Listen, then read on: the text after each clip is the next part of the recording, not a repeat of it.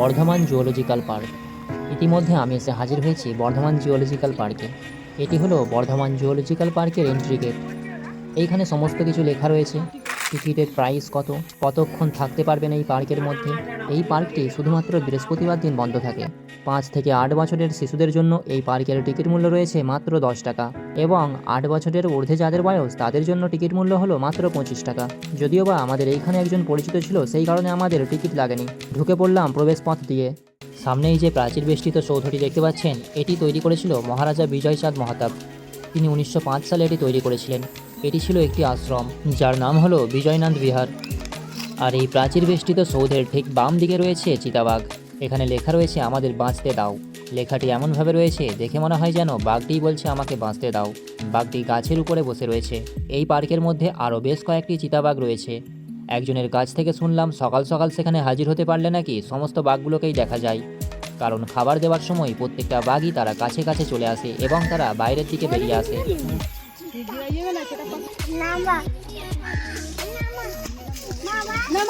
যদি দক্ষিণবঙ্গের কোনো অভয়ারণ্যের নাম জানতে চাওয়া হয়, তাহলে এটি হবে সেই অভয়ারণ্য, যেটি বর্ধমান জুওলজিক্যাল পার্ক নামেই পরিচিত।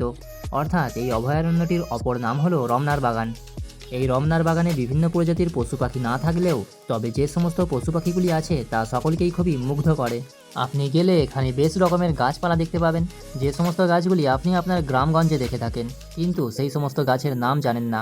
তবে এখানকার প্রত্যেকটা গাছেই নাম লেখা রয়েছে। তাছাড়া প্রত্যেকটা গাছে গাছে পশু পাখির কিচিরমিচির আওয়াজ আপনাকে খুবই মুগ্ধ করবে। এই যে খাঁচাটি দেখতে পাচ্ছেন, এটি হলো ভাল্লুকের অঞ্চল। এখানে একটি মাত্র ভাল্লুক রয়েছে। ভাল্লুকটি একেবারে খাঁচার প্রান্তের শেষের দিকে রয়েছে। আমরা কথাই শুনেছি ভাল্লুক জ্বর কথাটি, অর্থাৎ ভাল্লুক জ্বর কথাটির অর্থ হলো ভাল্লুকের জ্বর। ভাল্লুকটি দাঁড়িয়ে থাকছে ঠিকই, কিন্তু ঠিক তার মাঝে মধ্যেই শুয়ে পড়ছে। এটি হলো ভাল্লুকের জ্বর। ভাল্লুকের এই স্বভাবটি প্রায় লক্ষ্য করা যায়। দুপুরের দিকে খাবার দেওয়ার সময় হঠাৎ করে শুনলাম ভাল্লুক ভাই নাকি খাঁচার দিকে এসেছে। তখনই আমি ছুটে গেলাম এবং ক্যামেরাবন্দি করলাম সেই দৃশ্যটি। প্রত্যেকটা খাঁচার সামনেই বেশ কিছু প্রাণীর ছবি দেওয়া রয়েছে, এবং তার সঙ্গে সঙ্গেই লেখা রয়েছে আমরা প্রাণী, আমাদের প্রাণ আছে, আমাদের বাঁচতে দাও। এই খাঁচার মধ্যে বেঁধে রাখা হয়েছে শেয়ালদের। কথাই আছে না, শেয়াল পণ্ডিত, যে শেয়াল আমাদের গ্রামগঞ্জের প্রত্যেকটা বনে জঙ্গলে ঘুরে বেড়ায়। আরে এটা না এতটাই ভয়ঙ্কর হয়ে যায়, মানে এদেরকে তো বেঁধে রাখা হয়েছে। যে জায়গাটিতে শিয়াল আছে তার ঠিক বাম দিকেই আছে ছোট্ট একটি মিউজিয়াম। এই মিউজিয়ামের সামনে রয়েছে প্রত্যেকটা রাজ্য ও কেন্দ্রশাসিত অঞ্চলের জাতীয় ফুল ও জাতীয় পশুর নাম ও ছবি। এরপর মিউজিয়ামের ভিতরে প্রবেশ করব এবং প্রত্যেকটা জিনিস আপনাদের সামনে তুলে ধরব। এর ভিতরে দেখতেই পাচ্ছেন বিভিন্ন রকমের পশু পাখি, তাদের সম্পর্কে বিভিন্ন রকমের তথ্য লেখা রয়েছে, এবং প্রত্যেকটা দেওয়ালে দেওয়ালে তাদের সম্পর্কে লেখা আছে এবং মানুষকে সচেতন করা হয়েছে। আসলে প্রত্যেকটা মানুষকে বোঝানো হয়েছে বিষাক্ত সাপেরাও আমাদের শত্রু নয়, তারা আমাদের ক্ষতি করতে চায় না, অথচ আমরা তাদের ক্ষতি করে ফেলি। এই সমস্ত বিষয়গুলি প্রত্যেকটা দেওয়ালে দেওয়ালে বোঝানো হয়েছে সাধারণ মানুষকে। বনাঞ্চলে কিভাবে আগুন লেগে যায় সেই সমস্ত বিষয়েও সতর্ক করা হয়েছে এই জায়গাটিতে। আর এই যে গাছটি দেখতে পাচ্ছেন, মহিলাটি গাছটিকে আঁকড়ে ধরে আছে, এটি হলো সেই 1973 সালের চিপকো আন্দোলনের সেই ছবি। এই ছবিটির দ্বারাই প্রত্যেকটা মানুষকে বার্তা দেওয়া হচ্ছে বিনা কারণে তারা যেন গাছপালা না কাটে। বিষাক্ত সাপ ও প্রাণী কীভাবে চিনবেন সব কিছুই লেখা রয়েছে প্রত্যেকটা দেওয়ালে। এখানে দেখানো হয়েছে বিলুপ্তপ্রায় সব প্রাণীদের ছবি ও তাদের নাম। আরও কিছু তথ্য লেখা রয়েছে এই মিউজিয়ামে, যা সত্যিই প্রত্যেকটা মানুষের চক্ষু খুলে দেয়। মিউজিয়ামটির বাইরে বেরোলেই হঠাৎ করে চোখে পড়বে এই বাঁদরটি। দেখে মনে হবে একটা বাঁদর তার বাচ্চাকে নিয়ে বসে আছে, কিন্তু আসলে তা নয়, এটি হলো একটা মূর্তি। এই চিড়িয়াখানার মধ্যে আপনি যেখানে খুশি পানের থুতু ও বোতল এবং নোংরা আবর্জনা কিছু ফেলতেই পারবেন না। এখানে কোনো রকম কিছু নেশার জিনিস, বোতল, আবর্জনা নিয়ে ঢোকায় নিষেধ রয়েছে। ঘুরতে ঘুরতে আপনি যদি ক্লান্ত হয়ে পড়েন, তাহলে হবে এই জায়গাটি আপনার জন্য, যে জায়গাটিতে বসে আপনি বিশ্রাম নিতে পারবেন। আপনি যদি প্রকৃতিপ্রেমী মানুষ হয়ে থাকেন, তাহলে আপনাকে খুবই মুগ্ধ করবে এই জায়গাটি। এটি হলো উট পাখি। এদের থাকার জায়গাটি বেশ উঁচু, কারণ ওড়ার জন্য সামান্য জায়গা তো চাই, সেই কারণে এই খাঁচা করা হয়েছে বেশ উঁচু করেই। কিন্তু এরা খাঁচায় বন্দি থাকতে থাকতে ওড়ার অভ্যাসটাই ভুলে গেছে। আজকে আমাদের কপাল ভালো, তাই আমরা ময়ূরের পেখম দেখতে পেলাম। এই যে সামনেই দেখতে পাচ্ছেন, ময়ূরটি পেখম ধরে দাঁড়িয়ে আছে। আর এই যে ময়ূরের খাঁচা, উট পাখির খাঁচা, তার সঙ্গে সঙ্গে রয়েছে কচ্ছপ ও বেশ কিছু পাখি, এবং তার পাশেই রয়েছে ঈগল পাখির খাঁচা।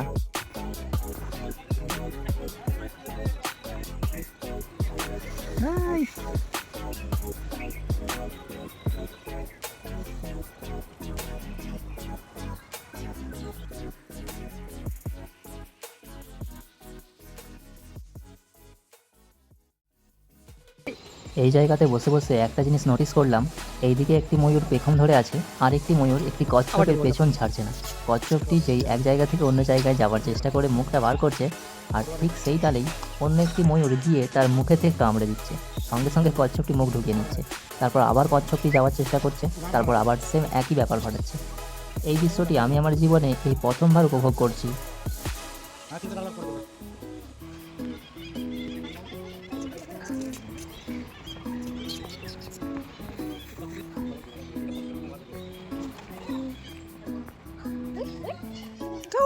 ঈগল পাখি আর দেখা যায় না এসব, উড়ে যাওয়াটা ভুলেই গেছে। উঠতে চেষ্টা করলেও পারছে না, উড়ে উঠতে পারছে একমাত্র। এগুলো জোর করে বেঁধে রেখেছে, ওড়ার চেষ্টা করছে, পারছে না। কেমন ওড়ার চেষ্টা করলেও পারছে না, ও পুরো ওড়াটাই ভুলে গেছে। আর ঠিক ঈগলের পাশেই আছে কুমিরের জন্য জলাশয়। আর এই নোটিশ বোর্ডে লেখা আছে কুমির সম্পর্কে বেশ কিছু কথা এবং কুমিরের বিজ্ঞানসম্মত নাম। এই কুমিরটি হলো বর্ধমান চিড়িয়াখানায় সবচেয়ে পুরানো এবং সবচেয়ে বড় কুমির।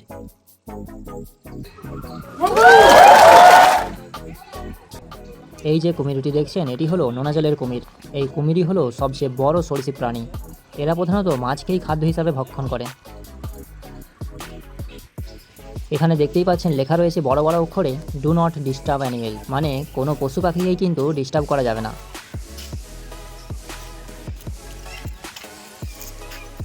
এই খাঁচাটার মধ্যে সজারু আছে। সজারুর বিজ্ঞানসম্মত নাম কিন্তু এই বক্সে লেখা রয়েছে। সজারুর কাঁটাগুলো কিন্তু খুবই ডেঞ্জার, এরা কখনো কখনো সাপকেও যুদ্ধের ক্ষেত্রে হারিয়ে ফেলে। সবাই এখন মন দিয়ে ঘুমাচ্ছে।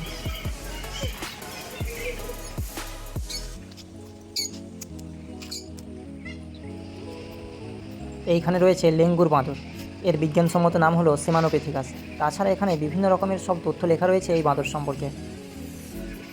এটা লেঙ্গুর বাঁদর, মানে নেংটি বাঁদর যেটাকে বলে। নিচেতেও আছে একটা।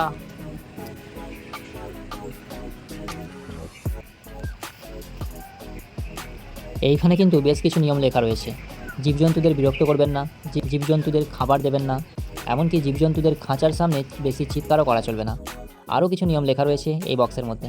যে বাঁদরগুলোকে আমরা প্রায় সময় দেখি পোষ মানিয়ে কিছু মানুষজন তারা ঘুরে বেড়ায়, সেই ধরনেরই বাঁদর এখানে রয়েছে। লাল বাঁদর, আচ্ছা লাল বাঁদর এটা। এই খাঁচাতে আছে এমু পাখি। আমরা যেতে না যেতে এমু পাখিটি ঠিক আমাদের দিকেই আসছে।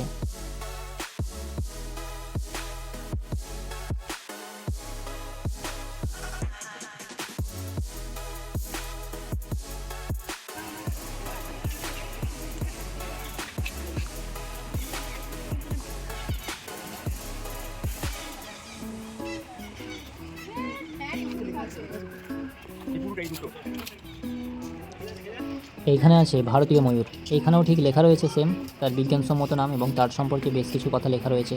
সে কী কী খেতে পছন্দ করে সমস্ত কিছুই এখানে লেখা রয়েছে। আর একটা ওই যে ভিতরের দিকে দেখা যাচ্ছে, আর এই একটা, মোট দুটো আছে ভারতীয় ময়ূর। তার পাশেই আছে চাইনিজ ফিজেন্ট।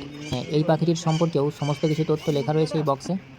হয়তো আলাদা মুরগি, বিদেশি মুরগি হতে পারে, জঙ্গলি মুরগি বা এগুলো একটা মুরগির বেশ ছোট জাত যেটাকে বললে হয়। আর এখানে আছে সিলভার ফিজেন্ট। পাখিটা ওই যে দূরের দিকে দেখা যাচ্ছে, এই পাখিটা আমি এই প্রথম দেখলাম, তাই অতটা ইন্টারেস্টিং লাগেনি আমাকে যদিও বা।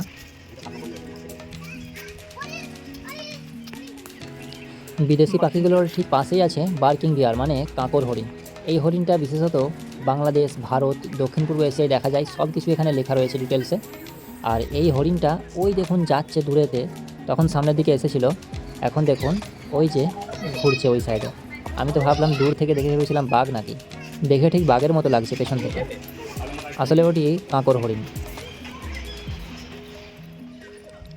কাঁকর হরিণের পাশেই আর এক ধরনের হরিণ আছে, সেগুলি দেখা যাচ্ছে এখান থেকে। আর এই জায়গাটা খুব বড় এবং ফাঁকা জায়গা। এখানকার গাছগুলো এতটাই সুন্দর, দেখে মনে হচ্ছে যেন এটা একটা মরুভূমি। দেখতেই পাচ্ছেন এখানে গাছের নিচে কোনো পাতা নেই, এমনকি গাছেও কোনো পাতা নেই। আর এই মাটিটাকে দেখে মনে হচ্ছে ঠিক বালি। এইখানে একটি বাচ্চা কুমির দেখা যাচ্ছে এবং তার সাথে সাথে ওই দিকেতেও কিছু বাচ্চা কুমির রয়েছে। এই কুমিরগুলোর নাম হলো মার্স ক্রোকোডাইল। আগের যে সবচেয়ে বড় কুমিরটি দেখলেন ওটি হলো নোনা জলের কুমির, আর এই যে কুমিরগুলো এগুলো হলো মিষ্টি জলের কুমির, অর্থাৎ এগুলো কিন্তু আমাদের পুকুরেও থাকে।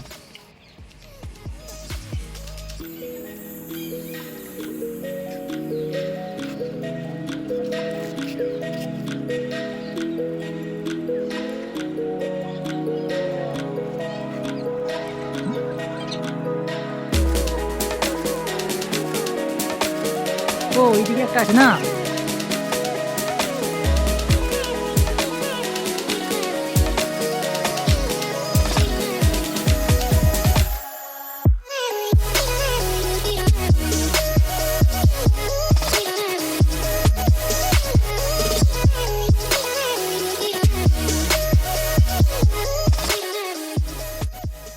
এরপর শেষের দিকে ঘুরে আসতে আসতে হঠাৎ করে চোখে পড়লো এরকম একটা খাল। এই বর্ধমান চিড়িয়াখানার মধ্যে যা কিছু জিনিস আছে আমি প্রত্যেকটা জিনিস আপনাদের সামনে তুলে ধরেছি। যদি ভিডিওটা ভালো লাগে তাহলে অবশ্যই চ্যানেলটি সাবস্ক্রাইব করে পাশে থাকবেন। ধন্যবাদ।